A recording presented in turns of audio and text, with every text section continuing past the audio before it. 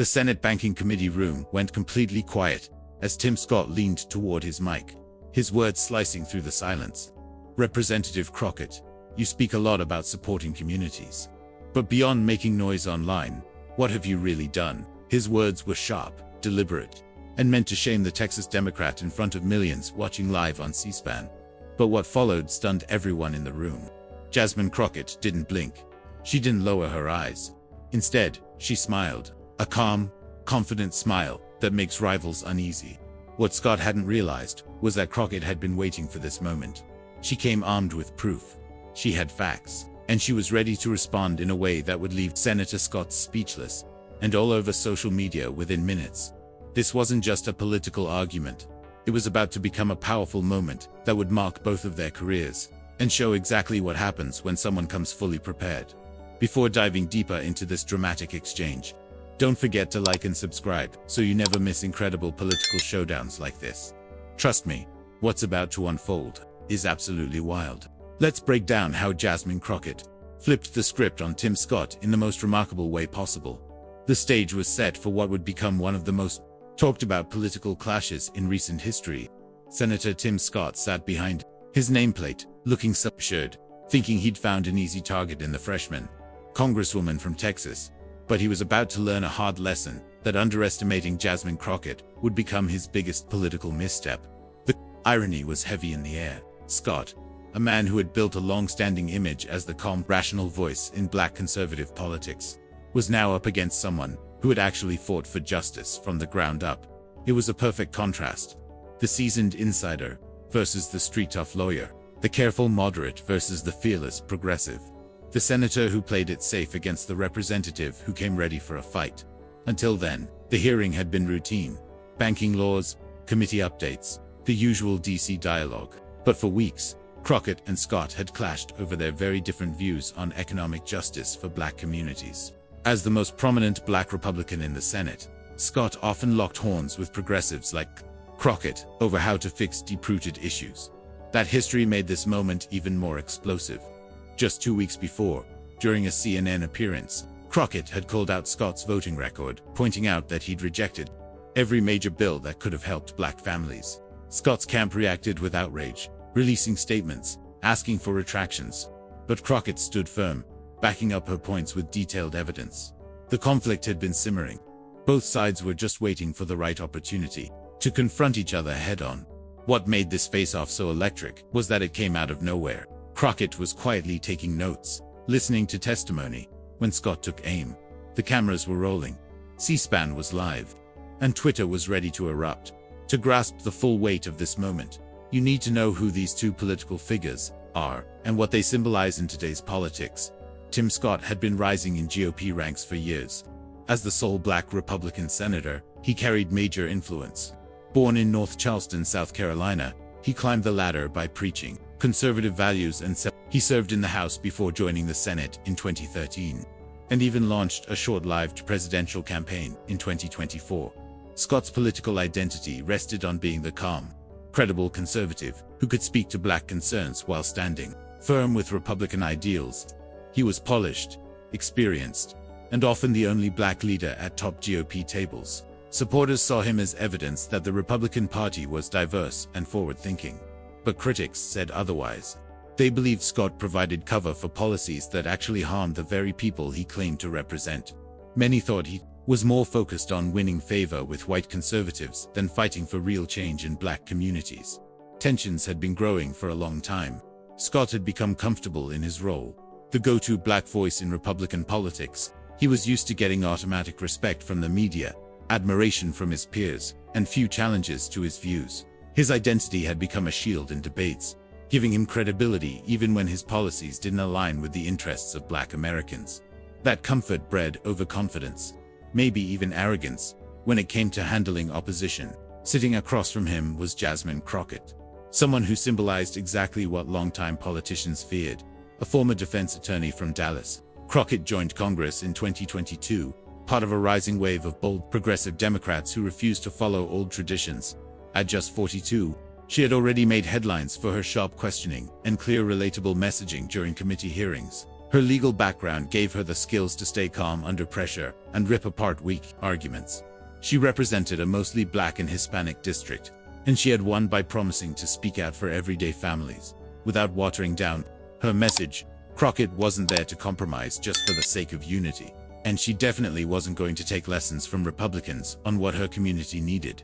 What made her such a threat to establishment figures was her rare mix of legal sharpness, online communication skills, and real-life connection with her voters. While many politicians feel out of touch, Crockett had lived the struggles her district faced: poverty, racism, economic hardship. She came prepared. Her team was known for putting together massive briefing documents before every hearing, meeting, or speech. She knew that, as a Black woman in Congress, she'd be judged more harshly.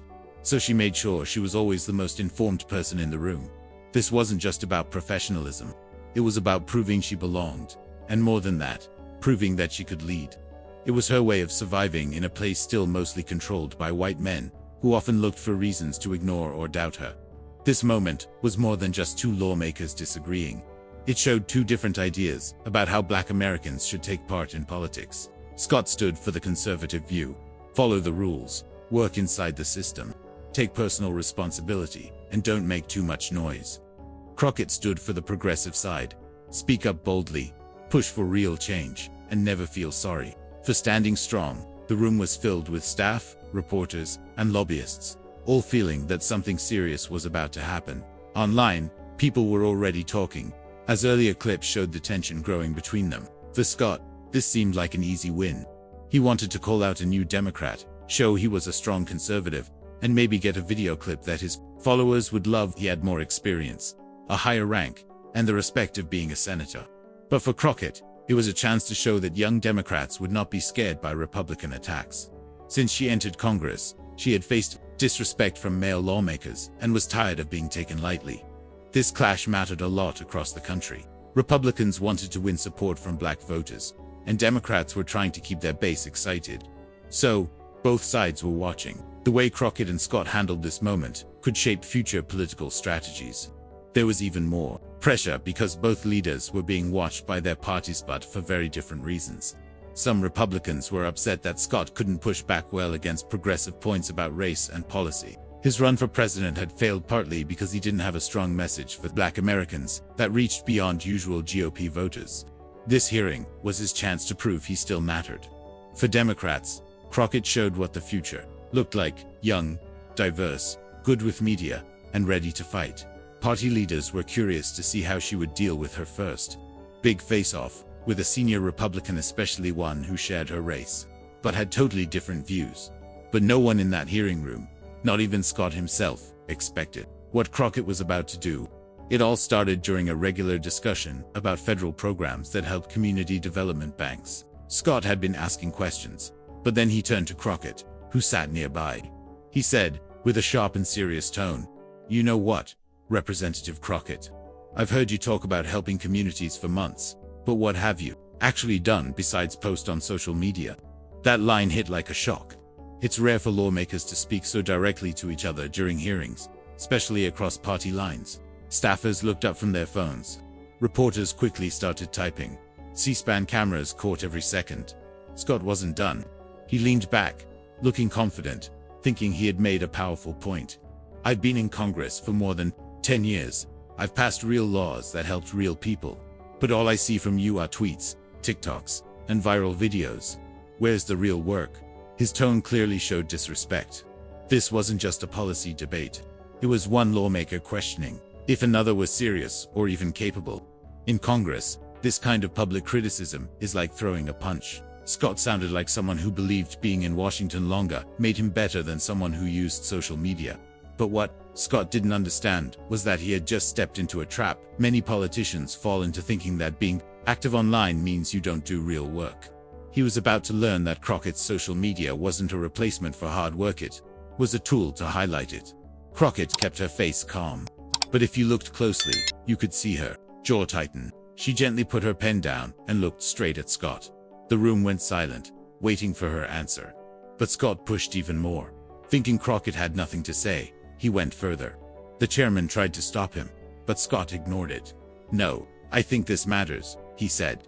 We have serious work here, and I'm tired of people putting on a show. You represent a district with real problems: poverty, crime, bad schools. Your voters deserve more than someone who just wants to go viral. They need someone who will do the real job. Now Scott had crossed a serious line. Saying someone isn't good at their job is one thing, but saying they don't care about their own people was a direct attack on Crockett's character and purpose. The pressure in the room was heavy. Republican staffers were quickly texting, sensing that Scott had gone too far. Democratic staff were just as busy, some worried about how Crockett would respond to such a public insult. Online, things were blowing up. The C-SPAN video clip was spreading across Twitter faster than anyone could follow. Tim Scott and Jasmine Crockett were trending fast as people tried to understand why a Republican senator was going after a Democratic congresswoman so strongly. Political pundits and internet voices were rapidly sharing their opinions. Right-wing profiles were cheering, believing Scott had finally brought the battle to the progressives. On the other side, left-leaning pages were already saying Scott had badly misjudged Crockett. Comments were overflowing with fire emojis and popcorn gifs, as everyone got ready to witness what was clearly turning into an unforgettable political clash. Crockett had yet to respond, and her quietness had started to take on a story of its own. Some commentators speculated that Scott had truly shaken her, but those familiar with her were simply waiting for the eruption they knew was close. Scott, wrongly interpreting her silence as triumph, went in for what he assumed would be the final blow. Listen, Representative Crockett, I'm not trying to offend you. I'm only suggesting that if you expect to be treated with respect in this chamber, your focus should be on delivering results, not collecting followers online. Perhaps there's something to be learned from those of us who've been doing this for longer. His condescending manner was now completely obvious. A senior Republican senator was publicly schooling a freshman Democrat on how to do her job, all during a live congressional session. What Scott hadn't realized was that he had just handed Jasmine Crockett the very moment she needed to dismantle him entirely, because while he had been talking, she had been silently organizing her comeback, browsing her phone for details, and crafting a response that would turn this moment into history. The irony was striking. Scott had just accused her of chasing social media fame. Meanwhile, she had been using her phone to pull up in-depth policy records and service data that would prove just how wrong he was. Her staff had predicted this line of attack and had prepared solid briefing notes highlighting her real achievements in office. This wasn't luck, it was a case of readiness aligning with the perfect chance. The committee chair attempted once again to regain control. Let's get back to questioning the witnesses. But it was too late. Crockett was prepared. And once she started talking, nothing would be the same again. Leaning toward the mic, Jasmine Crockett began, her tone calm, confident, and absolutely cutting. Well, Senator Scott, since you're curious about what I've done, let me explain exactly what this freshman congresswoman has been working on. While you've been busy playing the Republican Party's token black figure, gasps filled the room. In the restrained environment of congressional dialogue, calling someone a token was akin to dropping a bomb. But Crockett was just warming up. Her words were sharp and precise. By using token, she wasn't just making a casual insult. She was taking direct aim at the identity Scott had built within his party. She was saying out loud what many black Democrats had murmured behind closed doors, that Scott's worth to the GOP wasn't rooted in his legislative skill or leadership, but rather his skin color and his willingness to support policies that often harmed black Americans.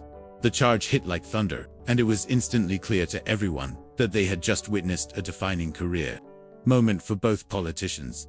Since you brought up results, let's go there. In my first year in Congress, I co-sponsored 47 bills addressing issues like economic fairness, criminal justice reform, and healthcare improvements. That's more than what you accomplished in your first 3 years in the House. I guess you were too focused on learning how to be the perfect Republican to actually help anyone. Scott's self-assured grin began to fade. This wasn't the kind of reply he was expecting from someone he thought he could intimidate with ease. Let's break it down further, Senator, because clearly you're unclear on what meaningful public service looks like. Crockett lifted her phone and began reading from it. It was a move that might have appeared unprofessional from another person, but in her case, it looked entirely natural. Just last month, my office assisted 847 people with their federal issues, things like Social Security, veterans services, and immigration support. How many did your office help, Senator? Do you even have that number? Her question echoed through the room like a direct challenge. Scott opened his mouth to reply, but she wasn't done yet.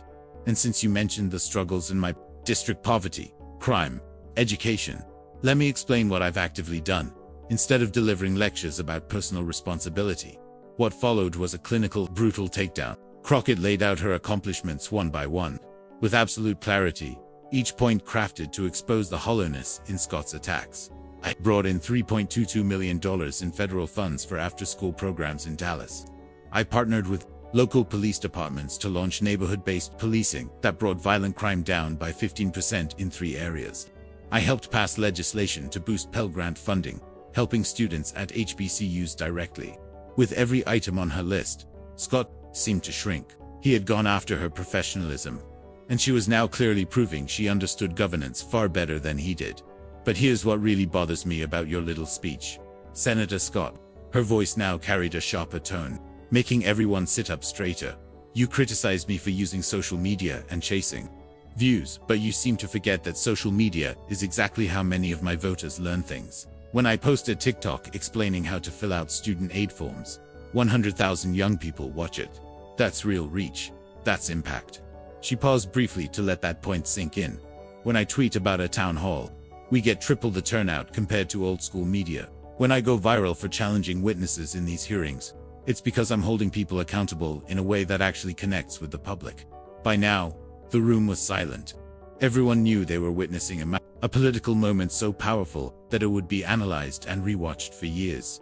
But you know what truly frustrates me, Senator? Crockett lowered her voice to nearly a whisper, which somehow made her statement even more impactful.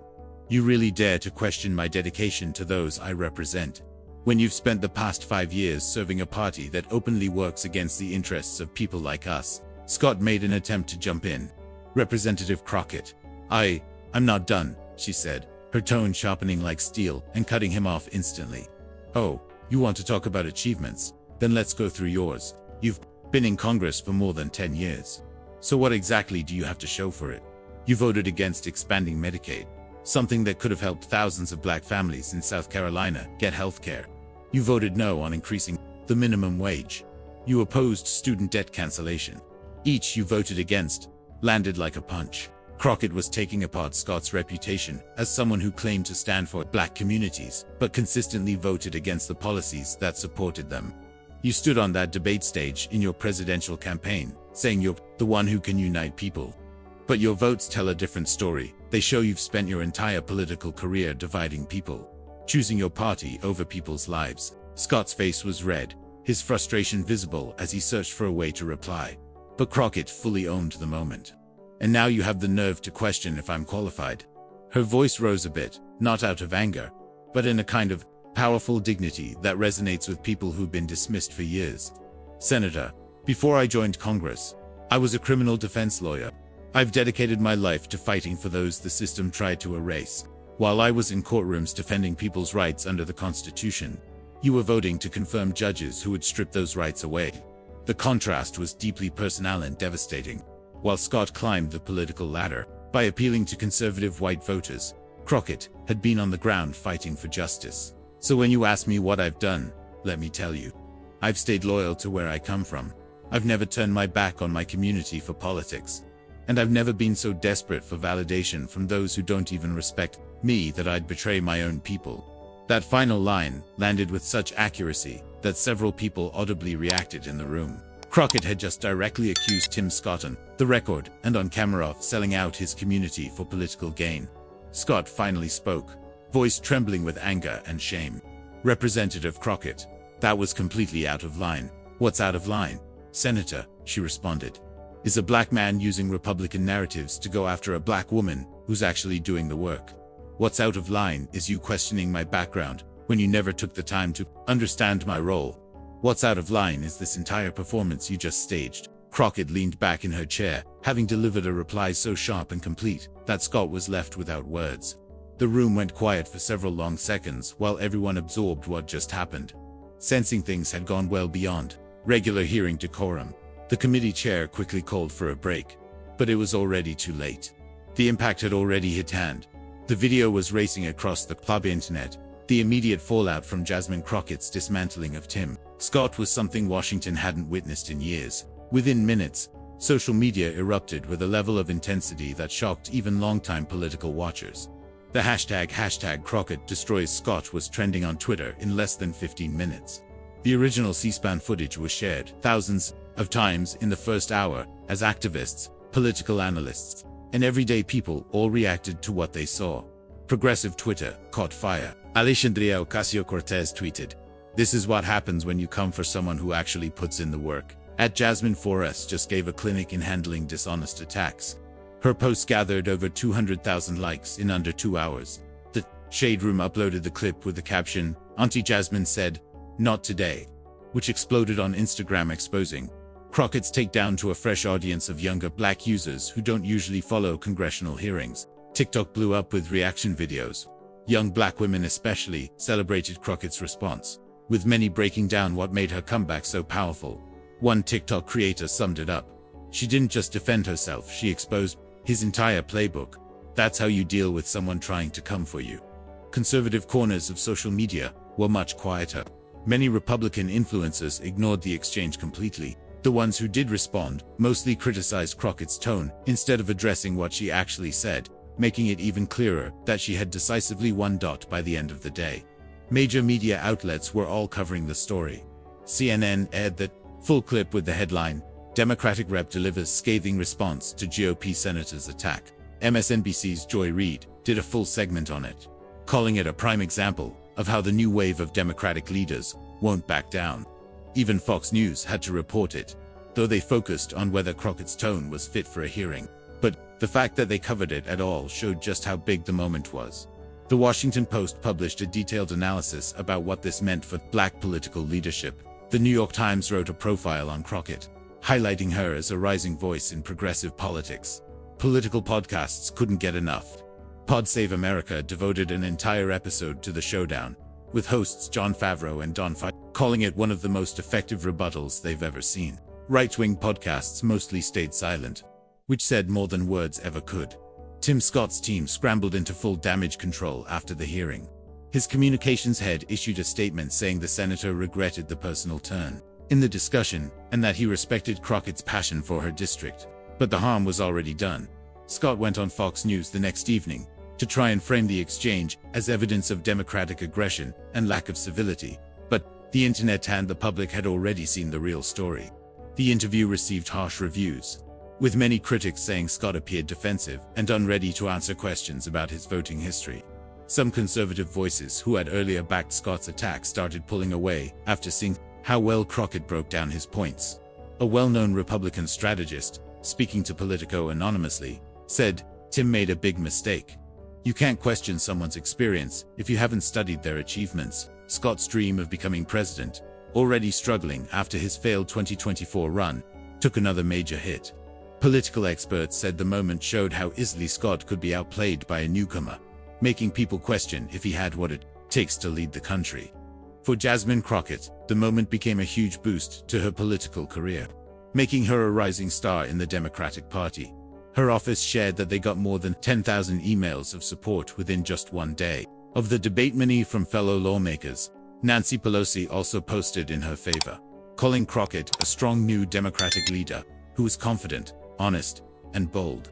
Fundraising emails featuring clips of the exchange brought in over $500,000 in just 48 hours for Democratic campaigns. The Democratic Congressional Campaign Committee quickly began highlighting Crockett in their promotions.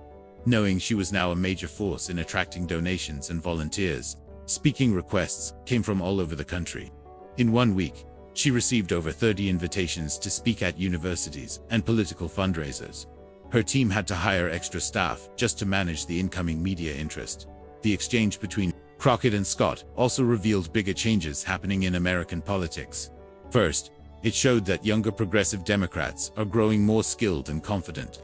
Crockett's comeback proved that the new generation of Democrats won't just take attacks, they will respond powerfully and with precision. Second, it revealed the flaw in the Republican strategy of promoting Black conservatives like Scott to avoid being called racist.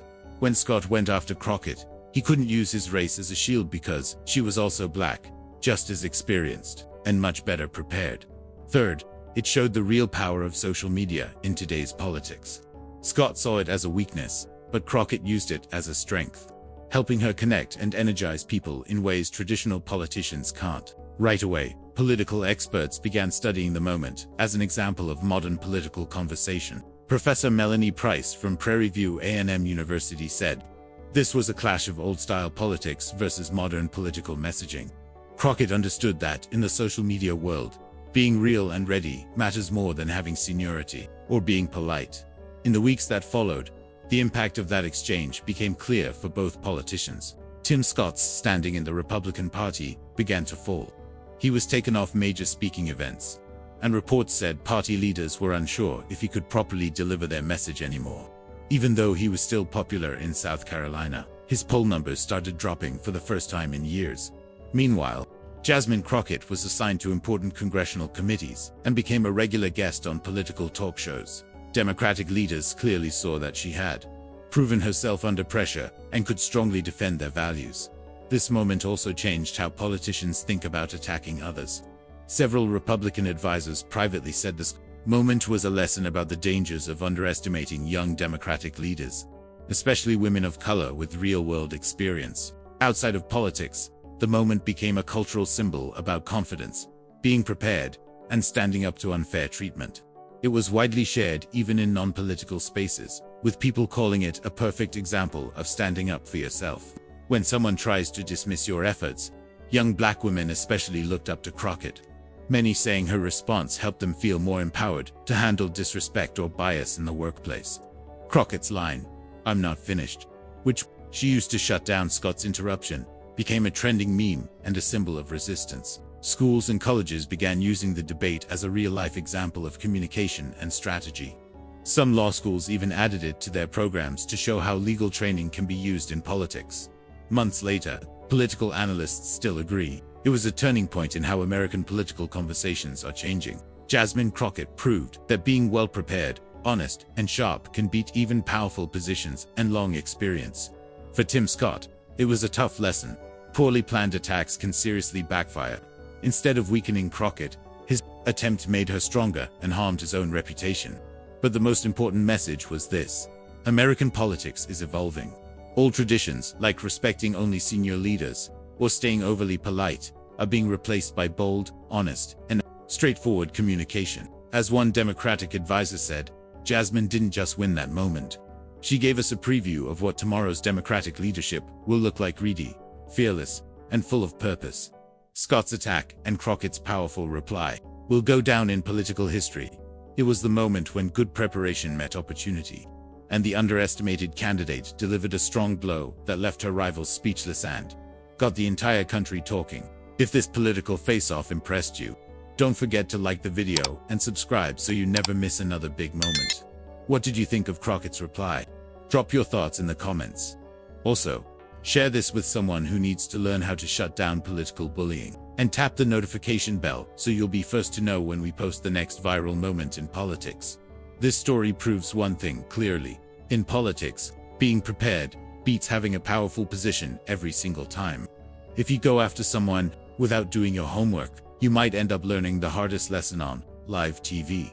Crockett didn't just defend herself, she gave the entire nation a clear picture of what true political leadership looks like today. This exchange also reminds us, in the age of social media, any political moment can change everything. A single well-thought response can transform careers, shift public opinion, and give hope to millions tired of seeing bullies win. Sometimes, all it takes is one person with facts, confidence, and courage to stand up and fight back.